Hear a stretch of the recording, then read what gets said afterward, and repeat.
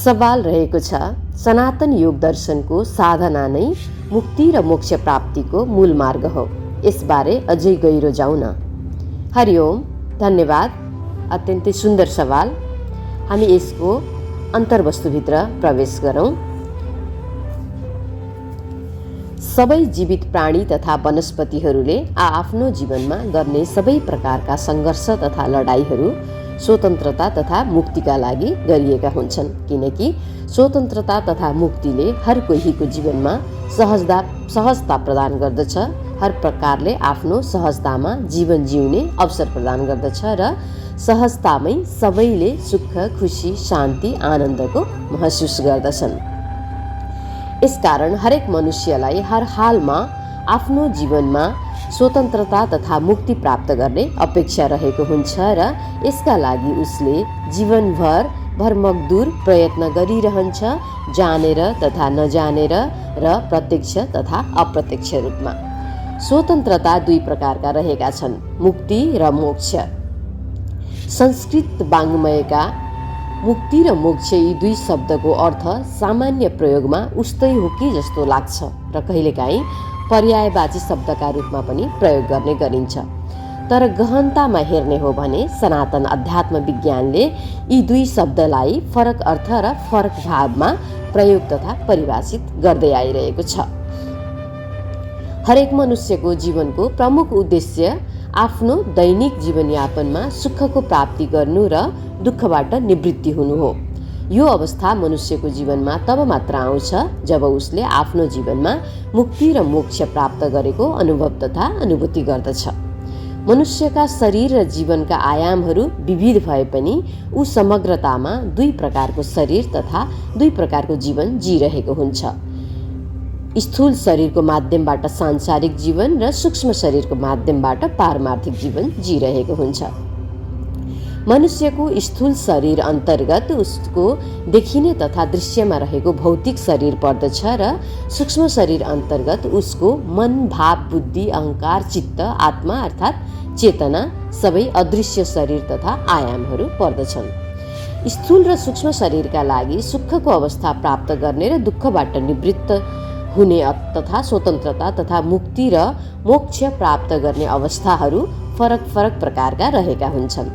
सांसारिक जीवनयापन गर्ने क्रममा खास गरी स्वास्थ्य, सम्बन्ध, समृद्धि, मान प्रतिष्ठा, सन्तुलन, व्यवस्थापन, शान्ति, आनन्द आदि विषयहरूको विशेष प्रभाव रहेको हुन्छ। मनुष्यले आफ्नो दैनिक जीवनमा सुख, खुसी, शान्ति, आनन्दको अनुभूति गर्छ कि पीडाको, दुःखको, चुनौती, कठिनाइहरूको अनुभूति गर्छ भन्ने सन्दर्भमा। हर कोही मनुष्यको शारीरिक, मानसिक, भावनात्मक, बौद्धिक, चेतनात्मक स्वास्थ्य राम्रो छ, सम्बन्धहरू सुमधुर छन्, दैनिक आफ्ना आवश्यकताहरू पूरा हुने सम्पन्नता तथा समृद्धि छ, आफ्नो तह, दर्जा तथा अवस्था अनुसारको परिवार, साथी, सङ्गी, समाज तथा राज्यमा मान प्रतिष्ठा छ भने उसले आफ्नो जीवनमा सुख, खुसी, शान्ति, आनन्दको महसुस गर्दछ र दुःखबाट निवृत्ति भएको तथा मुक्त भएको अनुभव गर्दछ।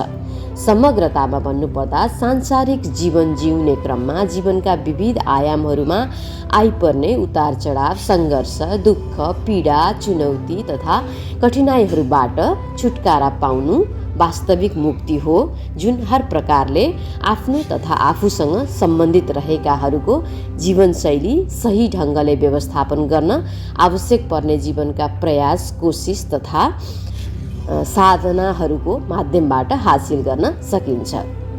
यसकारण मुक्ति मनुष्यको स्थूल शरीर तथा सांसारिक जीवनसँग बढी तथा प्रत्यक्ष सम्बन्धित रहेको छ र केही हदसम्म सूक्ष्म तथा पारमार्थिक जीवनसँग पनि सम्बन्धित रहेको छ, किनकि सांसारिक जीवन सहज, सुखमय, खुसियालीपूर्ण, सरल, समृद्ध, सफल र छ भने मात्र मनुष्य बाहिरी र केही हदसम्म आन्तरिक मतलब आत्मा अर्थात् चेतनाको विकास दुवै किसिमले विकसित र शान्त तथा आनन्दित रहन सक्दछ। उसको यस्तो सुदृढ र विकसित अवस्थाले उसको आन्तरिक प्रगति गर्न भरपूर मद्दत गर्दछ र आन्तरिक प्रगतिसँगै उसको सूक्ष्म शरीर तथा पारमार्थिक तथा आध्यात्मिक जीवनको विकासमा मद्दत मिल्दछ।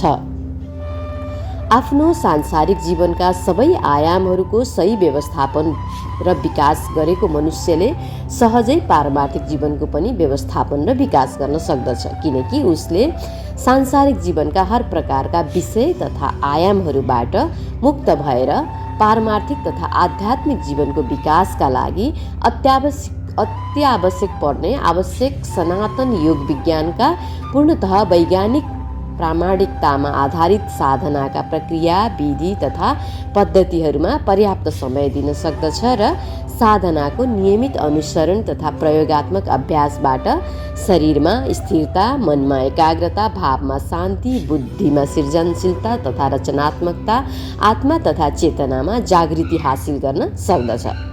योग साधनाको माध्यमबाट मनुष्यको शरीर, मन, भाव, बुद्धि, आत्मा अर्थात् चेतनाको विकास हुने क्रममा उसको पारमार्थिक तथा आध्यात्मिक जीवनको विकासले गति लिन प्रारम्भ गर्दछ र बिस्तारै मनुष्य मोक्षको मार्गमा अग्रसर हुँदै जान्छ।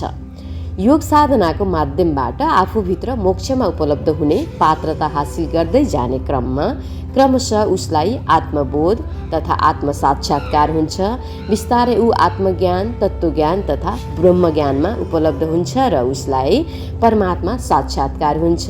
ऊ परमात्मामा एकाकार तथा योगस्थ हुन्छ र सदाका लागि जन्म र मृत्युको चक्रबाट बाहिर निस्कन्छ तथा माथि उठ्छ, सांसारिक जीवनको भवसागरबाट पार तर्छ।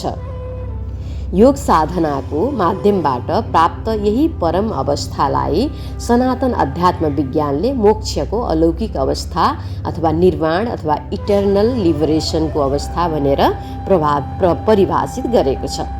समग्रतामा बुझ्दा सांसारिक जीवनका उतार चढावहरूबाट स्वतन्त्र हुनु तथा सुख प्राप्त गर्नु र दुःखबाट निवृत्त हुनु मुक्तिको अवस्था हो र फेरि सांसारिक जीवनमा पुनर्जन्म लिएर आउनु नै नपर्ने गरी सदाका लागि जन्म र मृत्युको चक्रबाट सांसारिक जीवनको भवसागरबाट बाहिर निस्कनु तथा माथि उठ्नु मोक्ष हो। मोक्ष र मुक्तिको परिभाषामा यति फरक छ। योग साधना, आध्यात्मिक विकास र मोक्ष, यसको अन्तर्विषय जानौँ। सनातन अध्यात्म विज्ञान मनुष्यलाई हर प्रकारले उत्कृष्ट तथा विकसित जीवन जिउन सिकाउने कला, अङ्ग्रेजीमा भन्नुपर्दा द आर्ट अफ लिभिङको विज्ञान हो, जसले मनुष्यलाई स्वास्थ्य, सुख, खुसी, समृद्धि, सफलता, मान प्रतिष्ठा, शान्ति, आनन्द, स्वतन्त्रता, मुक्ति, मोक्ष प्रदान गर्न मद्दत गर्दछ। सनातन अध्यात्म विज्ञानका मनुष्यलाई हर प्रकारले उत्कृष्ट तथा विकसित जीवन जिउन सिकाउने कलाका विज्ञानहरूमध्ये सबैभन्दा महत्त्वपूर्ण विषय योग विज्ञान अन्तर्गत गरिने योग साधनाहरू हुन्।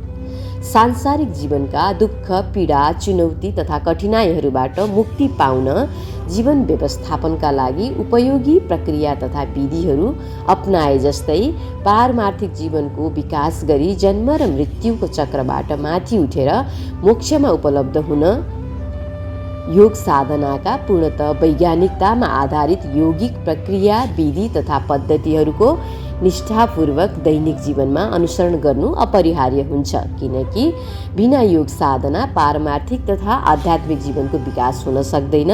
बिना पारमार्थिक तथा आध्यात्मिक जीवनको विकास पराभौतिक तथा परालौकिक, रहस्यमय तथा चमत्कारिक दिव्य विषयहरू आत्मज्ञान, तत्त्वज्ञान, ब्रह्मज्ञान हासिल हुन सक्दैन र बिना आत्मज्ञान, तत्त्वज्ञान, ब्रह्मज्ञान, ब्रह्माण्डको मूल स्रोत, परब्रह्मको अन्तिम सत्य तथा अध्यात्मको अन्तिम गन्तव्य परमात्मा साक्षात्कार हुँदै परमात्मामा एकाकार तथा योगस्थ भएर मोक्षमा उपलब्ध हुन सम्भव हुँदैन। सनातन योग दर्शन तथा योग विज्ञान अन्तर्गत प्रमुख रूपमा 7 प्रकारका योगहरू रहेका छन्। अरू पनि धेरै योगहरू छन्, तर ती सबैलाई समेटेर 7 प्रकारमा विभाजन गरिएको छ, जो निम्नानुसार छन्। पहिलो नम्बरमा कर्मयोग, दोस्रो तन्त्र योग, तेस्रो हठ योग, चौथो भक्ति योग, पाँचौं ज्ञान योग, छैठौं ध्यान योग र सातौं सांख्य योग। यी सबै योगहरूबाट पार भइसकेपछि प्राप्त हुने 8औं चाहिँ राजयोग भनिन्छ। योगका नाम, प्रकार र केही हदसम्म यिनका साधना विधि तथा पद्धतिहरू फरक फरक रहेका भए पनि समग्रतामा यी सबैको मूल उद्देश्य एउटै हो, मनुष्यलाई हर प्रकारले उच्चस्तरीय तथा विकसित जीवन जिउन सिकाउने कलाको ज्ञान तथा विज्ञानहरू प्रदान गर्नु। अनुमानित ईसापूर्व 200 महर्षि पतञ्जलिले छरिएर रहेका योग साधनाका सैद्धान्तिक तथा व्यावहारिक ज्ञान तथा विज्ञानहरूलाई एक सूत्रमा बाँधेर सबैका लागि योग साधना सहज गराउने उद्देश्यले पतञ्जलि योग सूत्र ग्रन्थ सङ्कलन तथा प्रतिपादन गर्नुभयो र यस ग्रन्थमा योगका सबै विधि तथा पद्धतिहरूलाई क्रमबद्ध तरिकाले सूचीकरण गर्दै योगका सबै प्रक्रिया विधि तथा पद्धतिहरूलाई समेटेर एक सूत्र बनाएर 4 पाद तथा अध्याय र 8 अङ्गमा विभाजन गर्नुभयो। योग विज्ञानका साधना विधि तथा पद्धतिहरूलाई 8 अङ्गमा विभाजन गरिएको हुनाले पतञ्जलि योग सूत्रलाई अष्टाङ्ग योग पनि भन्ने गरिन्छ। अष्टाङ्ग योगका 4 पाद र 8 अङ्ग, यसका अन्तर्विषयहरू हामी जानौँ। 4 पाद तथा अध्याय। पहिलो समाधि पाद हो। पहिलो अध्यायमा योगको परिभाषा, अर्थ, अन्तिम लक्ष्य, समाधि हासिल गर्न चित्तका वृत्तिहरूलाई शान्त गर्ने उपायहरूबारे व्याख्या तथा विश्लेषण गरिएको छ। दोस्रो साधन पाद तथा दोस्रो अध्याय साधन पाद हो। दोस्रो अध्यायमा योगका 8 अङ्गहरूको अर्थ, परिभाषा र निष्ठापूर्वक सैद्धान्तिक र व्यावहारिक अभ्यासको प्रयोग गर्दै योग साधना गर्ने बारे व्याख्या तथा विश्लेषण गरिएको छ। तेस्रो विभूति पादमा, तेस्रो अध्यायमा योग साधनाबाट हासिल हुने पराभौतिक, परालौकिक, रहस्यमय, चमत्कारिक, दिव्य शक्ति, सिद्धि तथा निधिहरूको उपलब्धि र यी उपलब्धिहरूको भावातीत, समयातीत अनुभव तथा अनुभूतिहरूबारे व्याख्या तथा विश्लेषण गरिएको छ। र चौथो कैवल्य पादमा, चौथो अध्यायमा योग साधनाबाट हासिल हुने आत्मबोध, आत्मसाक्षात्कार, मुक्ति, मोक्ष, चेतनाको सर्वोच्च अवस्था कैवल्यबारे व्याख्या तथा विश्लेषण गरिएको छ। अष्टाङ्ग योग। अष्टाङ्ग योगका अङ्गहरू, 8वटा अङ्गहरूको अन्तर्वस्तुबारे संक्षिप्त जानौँ। पहिलो यम। यम भन्नाले सामाजिक अनुशासन हो। यस अन्तर्गत 5वटा यम, 5 प्रकारका यम पर्दछन्। अहिंसा, सत्य, अस्तेय, ब्रह्मचर्य र अपरिग्रह। यो आफूले संसारप्रति गर्नुपर्ने बोली, वचन, व्यवहार तथा आचरणमा सुधार गर्नु र नराम्रा कर्महरू छोड्ने भन्ने बारे ज्ञान तथा विज्ञान प्रदान गर्दछ यमको अङ्गले, यमले, पहिलो अङ्गले। दोस्रो अङ्ग रहेको छ नियम। व्यक्तिगत अनुशासन हो यो। यसका उपनियमहरू रहेका छन्, अन्तर्विषयहरू रहेका छन्। शौच, सन्तोष, तप, स्वाध्याय, ईश्वर प्रणिधान। आफूले आफैप्रति गर्नुपर्ने बोली, वचन, व्यवहार तथा आचरणहरूमा सुधार गर्नु र राम्रा कर्महरू प्रारम्भ गर्नु भन्ने सन्दर्भमा व्याख्या तथा विश्लेषणहरू नियम अन्तर्गत गरिएका छन्। तेस्रो रहेको छ आसन अथवा योगासन पनि भन्न सकिन्छ, जसले शरीरलाई नियन्त्रण तथा स्वस्थ राख्नलाई मद्दत गर्दछ। उभिएर, बसेर, घुट्टो परेर तथा उत्तानो पल्टेर गरिने योगका आसनहरूको प्रयोगात्मक अभ्यासहरू गरेर स्थूल शरीरका बाहिरी तथा आन्तरिक अङ्गहरू स्वस्थ, सक्रिय, सन्तुलित तथा व्यवस्थित राख्नका लागि सिकाउने ज्ञान विज्ञानहरू आसन अर्थात् योगासन अन्तर्गत पर्दछन्। र चौथोमा छ प्राणायाम।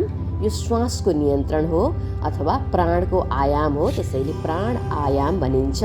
यस अन्तर्गत तीव्र तथा सौम्य गतिका श्वास प्रश्वासका प्रयोगात्मक अभ्यासहरू गरेर तथा प्राणायामका अभ्यासहरू गरेर शरीरका आन्तरिक अङ्गहरू र शरीरका आन्तरिक क्रिया प्रणाली तथा तन्त्रहरूलाई साथै मन, भावना, बुद्धि, चेतनालाई समेत स्वस्थ, सक्रिय र सन्तुलित तथा व्यवस्थित राख्नलाई मद्दत गर्दछन् प्राणायामका अभ्यासहरूले।